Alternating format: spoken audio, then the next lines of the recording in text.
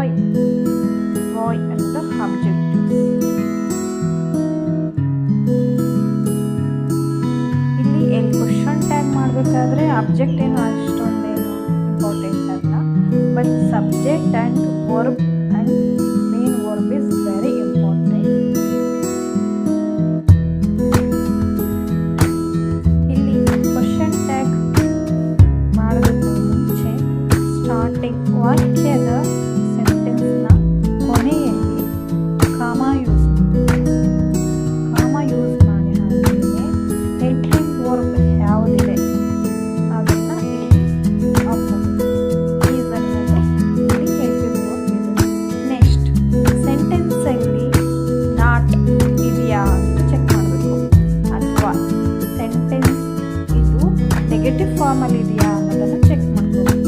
So ನಾನಿಲ್ಲಿ ತಗೊಂಡಿರೋ sentence positive ಫಾರ್ಮಲ್ಲಿದೆ. ಸೊ ವಿ ಪುಟ್ ದಿ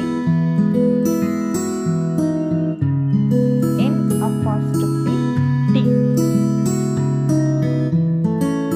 ಇನ್ನೊಂದು ಸೆಂಟೆನ್ಸಲ್ಲಿ ನಾಟ್ ಇಲ್ಲ ಅಂದರೆ ಹೆಲ್ಪಿಂಗ್ ವರ್ಬ್ ಮಾಡಬೇಕಾದ್ರೆ ಎನ್ ಅಪಾಸ್ಟ್ರಫಿ ಟಿ ಅನ್ನೋದನ್ನು ಆ್ಯಡ್ ಮಾಡ್ಕೋಬೇಕಾಗುತ್ತೆ ಹೆಲ್ಪಿಂಗ್ ವರ್ಬ್ ಜೊತೆ. ನೆಕ್ಸ್ಟ್ ಸೆಂಟೆನ್ಸಲ್ಲಿ ಕೇಸ್ ನಾಟ್ ಅನ್ನೋದು ಇದ್ದರೆ ಹೆಲ್ಪಿಂಗ್ ವರ್ಬಲ್ಲಿ ತಗೋಬಾರ್ದು. ಇದೊಂದು ಮೇನ್ ಇಂಪಾರ್ಟೆಂಟ್ ಥಿಂಗ್. ನೆಕ್ಸ್ಟ್ ಇಲ್ಲಿ ಸಬ್ಜೆಕ್ಟ್ ರಾಮ